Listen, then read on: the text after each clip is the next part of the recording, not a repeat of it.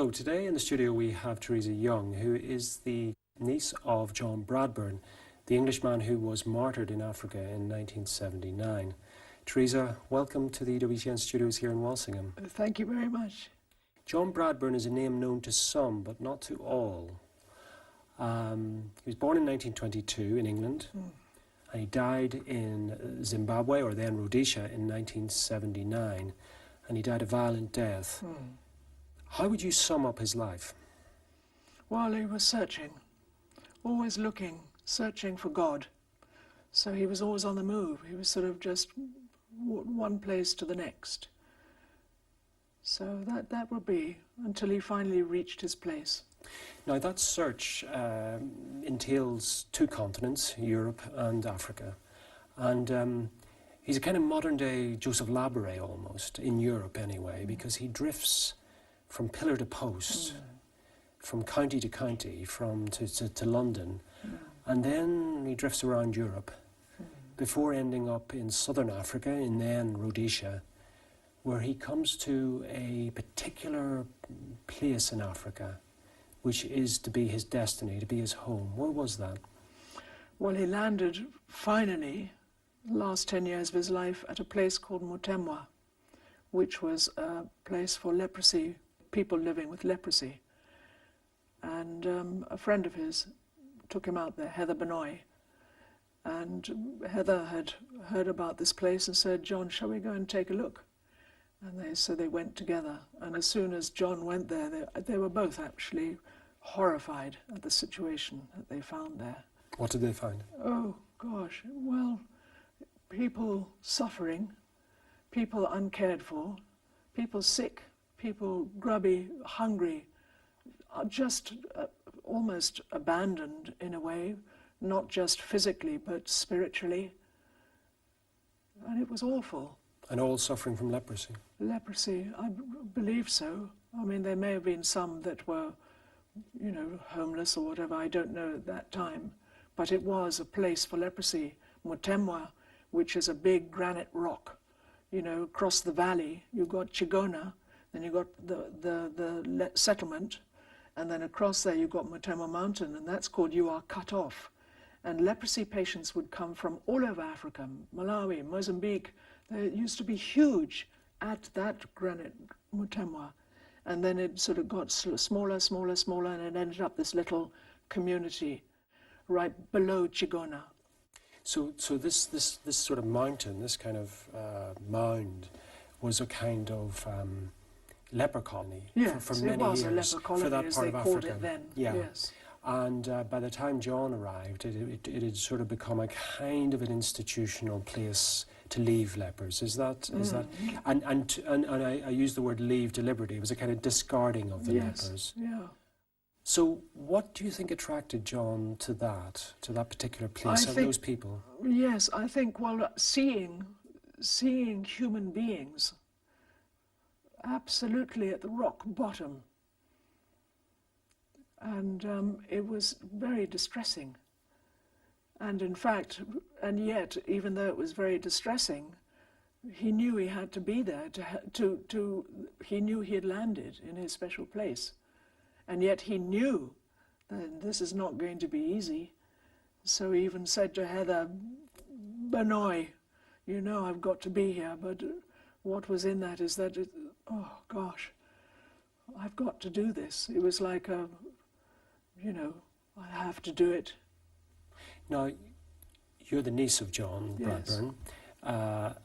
Was your mother related to him? Was it your mother? John had 4 other siblings. John was in the middle.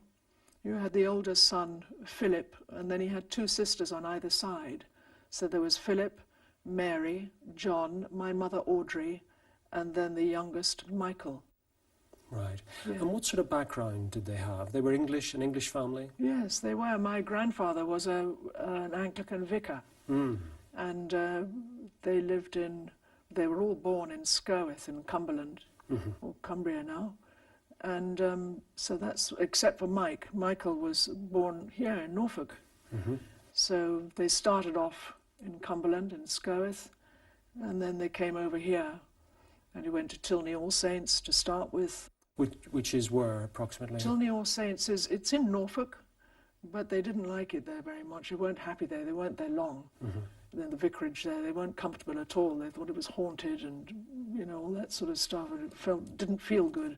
Anyway, Fist, as my grandfather, Fist and Mist, John called them, then moved to Causton, which is here. It's about half an hour's drive from Walsingham. Yeah, it's not far. And they loved it there. So John and my mother and Michael was born there. They all grew up here. It's quite incredible, really, the way in which you've come to Walsingham to speak about John, and we are surrounded by John's family geography in this area. Yes. But also, I believe, because John, as well as being a great, for all the things he did, he was also a poet. Yes, he And certainly was. I believe in his poetry. I think you mentioned to me before we came on air that he references Walsingham in his poetry. Yes, I think that it's mentioned. I think so. We'll have to ask Professor David Crystal. He's the fundi on that. And David has done so many of his books. You know, all his poetry, you know, a lot of this is David Crystal has spent so many hours gathering it all together and sorting it out. So he doesn't really follow a traditional route in terms of life. I mean, you're laughing because it's probably the word traditional and John don't really go together. He's one of the most unorthodox Englishmen of his generation, probably, and probably didn't quite fit in, would you say? That's true. So what happened? He went to school, and then what did he do? Well, I think after school, I think the war was coming out. Yeah.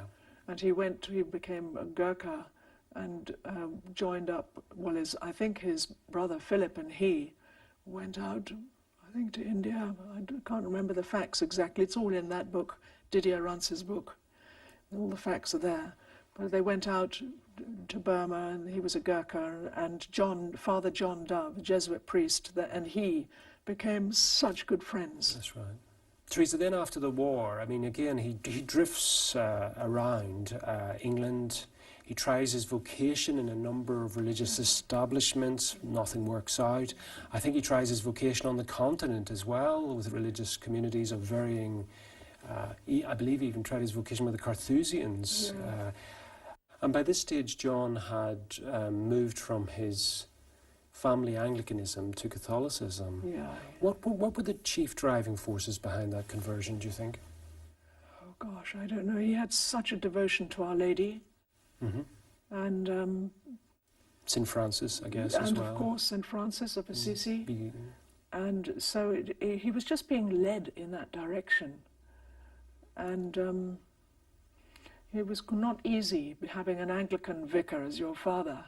And I think it took him a long time to come to terms with it. In fact, a long time. But when they retired from here, from Norfolk, my grandparents, Miss Erica and Thomas Bradburn, they moved to Devon. And they went and lived in Ottery St. Mary to retire. But there was a little Catholic church, St. Anthony's, in Ottery. And John would just go in and it was very near Buckfast Abbey as well. So I think he was received into the church down in the crypt at Buckfast. There was always an element, though, that his religion wasn't the norm. It was always kind of... It was almost like a sort of figure from the Old Testament or something. Yes. There was always extremes. There was always, like, even testing his vocation in the Carthusians, or, you know, there was nothing sort of ordinary about John, and he didn't fit the ordinary, but there was nothing about his path. It was all or nothing with him. And maybe his contemporaries, those that knew him, weren't that surprised that he ended up in a leper colony in Nain, Rhodesia. Was that true? Well, you know, I think some of them thought he was dotty. They thought, this guy's nuts. I don't know. But I know that my mother stuck with him. And of course his mother, my grandmother, Misty, she was a beautiful human being. Wonderful woman. I think he had a bit of clashings with his father because they just didn't agree on things. But Mist was just beautiful. And... you know, I think he was such a free spirit. You know, he didn't land somewhere for long, and then he was on off. You talk about him, you know, being on his own.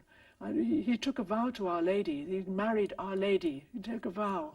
That's it. You are my queen.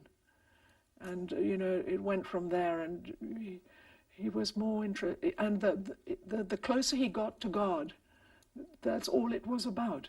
It was just about God and love, really, and caring for those at the very bottom.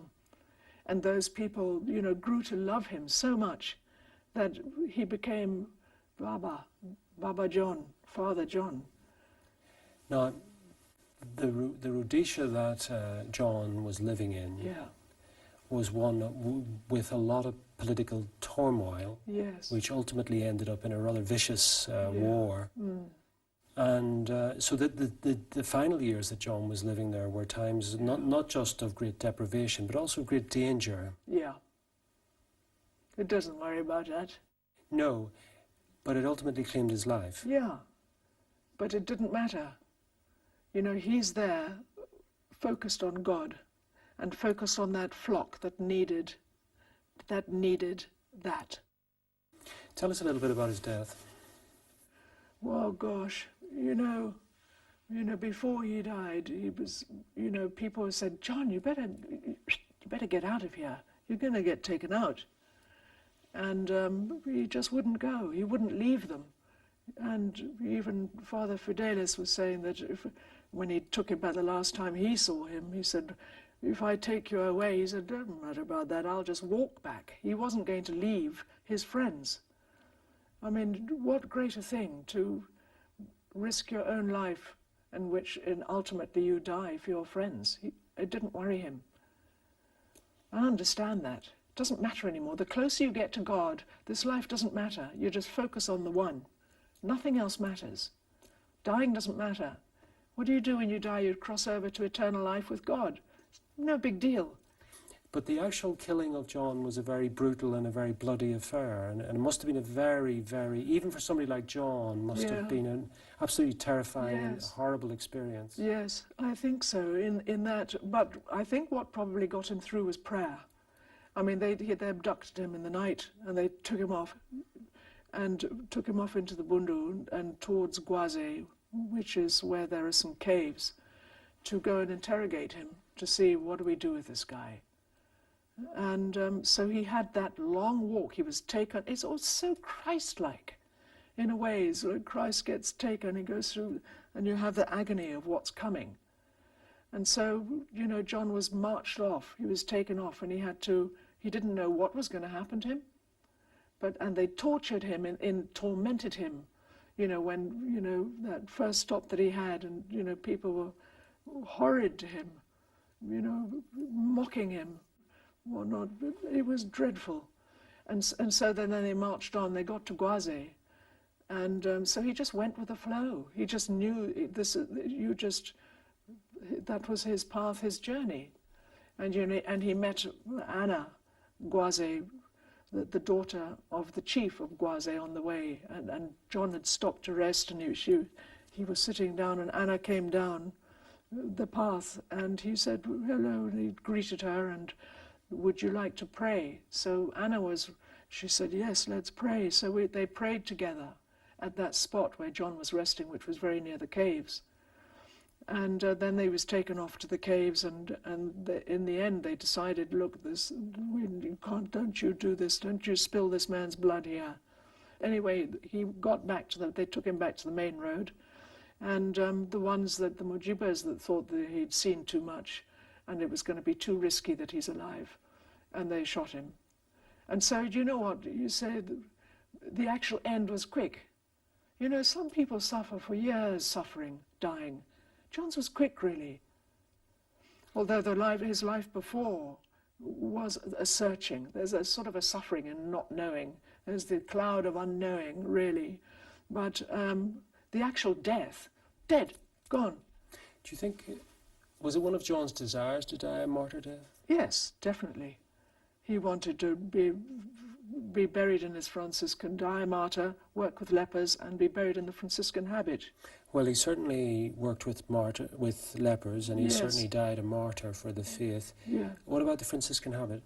Well, he was given, he was Third Order of St. Francis, and somebody gave him a habit, said, you deserve this, come on, this is for you. So that he lived, he became that. And he was so like St. Francis. And then, I don't know, at his funeral, you know, the coffin was brought in, placed up by the altar in the Salisbury Cathedral, as it was called then. And not long before, Dr. Louisa, who was a great friend, had been killed. And so there's a picture of him taking Louisa's coffin in, and now it's John's turn. John's coffin was up at the front. And they were having a requiem mass for him. Lots of priests there and friends, and a dear friend of John's, Anne Lander, asked for some lilies to be placed on his coffin, and 3 in 1 for the Trinity, because he had a great devotion for the Trinity and Our Lady. And as the, you know, that was placed on the coffin, there were 3 drops of blood that dripped from underneath, which was seen by many people. Yes, indeed. And so they, after the service, they took the coffin out back, and they'd opened it up. And one person now, I think it was one of the nuns who knew John, said, well, but he wanted to be buried in his Franciscan habit.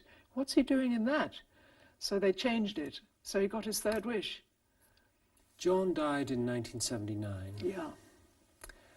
And yet today, sitting here with you, John is a servant of God. Yes. Which is a relatively recent development. Yes, it is. When was John declared servant of God? Well, September, on the 5th, for the anniversary. So the 5th of September... 5th of September is the anniversary. 2019. Is always the anniversary of his death, and pilgrims, thousands, go to Mutemwa to celebrate that. Did that local devotion start quite quickly? Oh, it's been a devotion for a long time. Yeah. Long time people have been going to Mutemwa. Because of John? Because of John. You know, it was extraordinary to see this European, but living so poorly, and yet being so full of love for those who nobody wants those people. They're afraid of them. They're afraid to catch leprosy. John, no problem, let's go. And what has been your experience of meeting people whose lives have been touched by John's? I tell you what, if you go out to Mutemwa on the 5th of September, you go and meet people, but even here at Walsingham. You know, I've been here. About a year ago I came and I saw some African women, and I thought, oh, I bet they're from Zimbabwe. And I went up to say hello. Hi, how are you doing? Where are you from? Well, can you believe it? Blow me down. One of those women, John had actually been to her parents' house to share a meal with them. And here at Walsingham. And you get many Zimbabweans living in the UK now. They come here. So it's like John's alive here at Walsingham through those Zimbabweans and through Our Lady, you know. John's devotion to Our Lady is quite touching. Yeah. I mean, he said the rosary. Yes. I think he said the Vesper, the little office of Our Lady. Yes. What do you think? Why do you think he was so devoted to it? The mother of Jesus Christ. You know, our mothers are so important to us. If we're lucky to have a beautiful, good mother, and John did. My grandmother, Erica Bradburn, was a beautiful human being. So, and yet the mother of us all is Our Lady of the world, in my view. And John, you know, John adored her, really. And then in the decades that followed his death, and books were published about him, how did you feel when you started to read books like Father Dove's, which give his life story in such detail and map it out in a kind of Christian context? I mean, how did you feel as the niece, blood relative of a potential saint, canonized saint? How does that make you feel? I feel very proud of him because he was true to himself. Yeah. You know, he didn't try and be anybody else. He was totally, authentically John. And he was on his way, just let's go. And it didn't matter if he'd made choices that weren't right for him. He was brave. He was fearless. He tried, you know, this one, that one, that one. That didn't stop anyone that he got to and said it's not right. It didn't stop him trying another.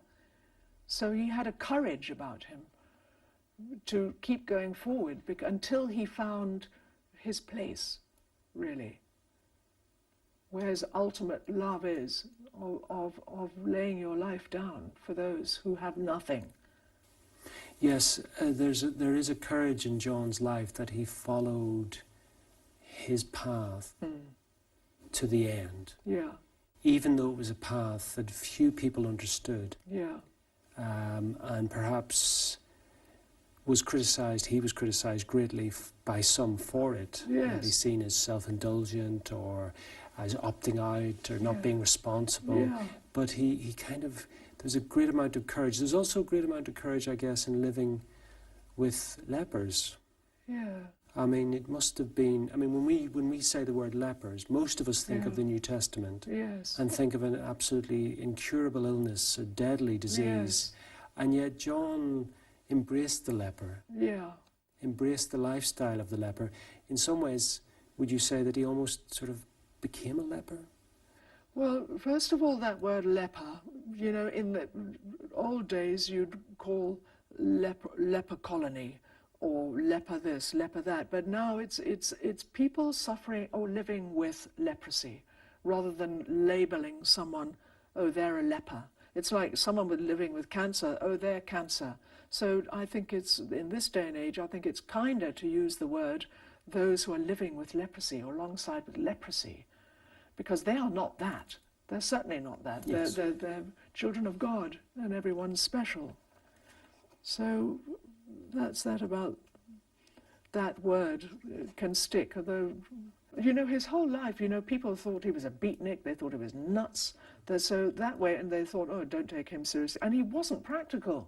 He was terribly impractical. You know, he wasn't, you know, there's a picture of him pumping water out of a pump in Zimbabwe somewhere, and it's going out of the bucket. It's not even going in the bucket. You know, and even driving, he was terribly impractical. So he'd say, I'll do odd jobs, but they didn't want him to. There was a side in that was totally impractical. And yet he had this deep spirituality, which was more important, really.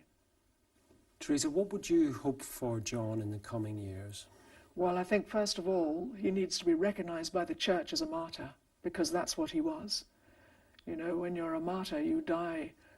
You won't abandon those who you know, his faith and those that he was looking after.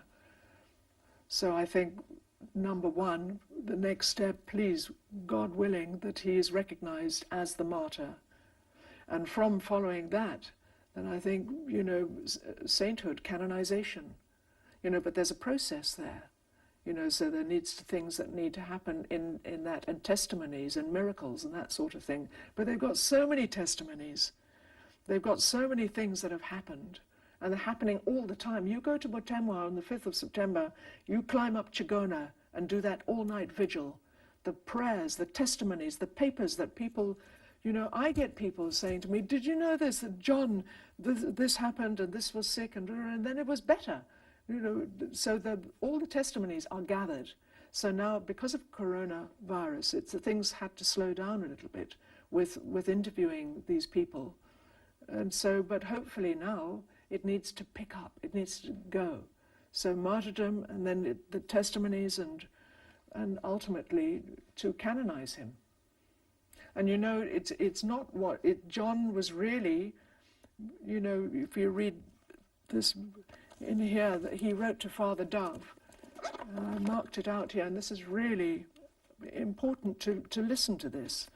It says, pray on for my sanctification too. Now this is a private letter from from my Uncle John to Father John Dove. It's 25th of September, 1952. So he wanted it. He wanted to become a saint, but for this, not so much for the glory of John, although as a kid he used to be a little bit like that, but as a mature man it was more for this. Pray on for my sanctification too, because it would encourage so many souls, if such a wreckage might come to canonization. And then his humor comes in, and I do so want to bypass purgatory. So it's really to encourage others. And I think that is number one reason for, you know, making John a saint, to encourage others. You know, let's go forward. Let's all go forward in love for God, you know, the way he was.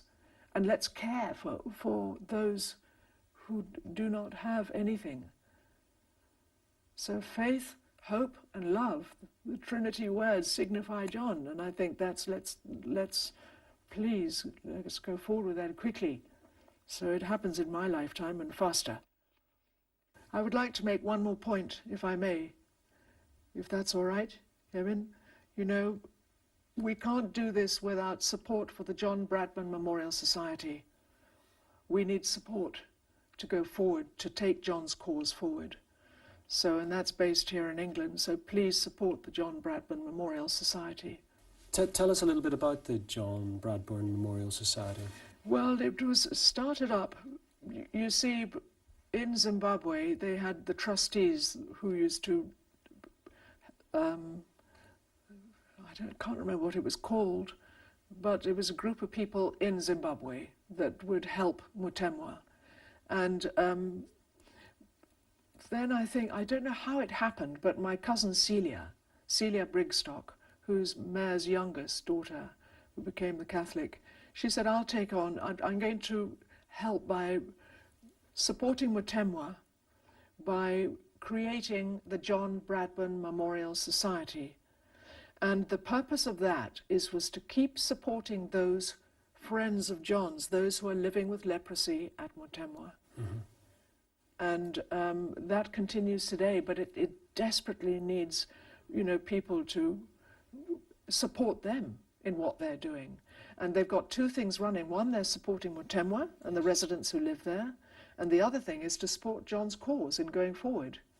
Because I think it's very important, Teresa, to emphasise to those watching that Mutemba continues to this day. Oh yes, very much so. And you're involved in fundraising for it. Well, so I do a little bit. We all do what we can. Kate's just done a walk, and, you know, I've just done a canoeing paddle and raising money for water storage tanks for Mutemwa, because water's so precious. So, yeah.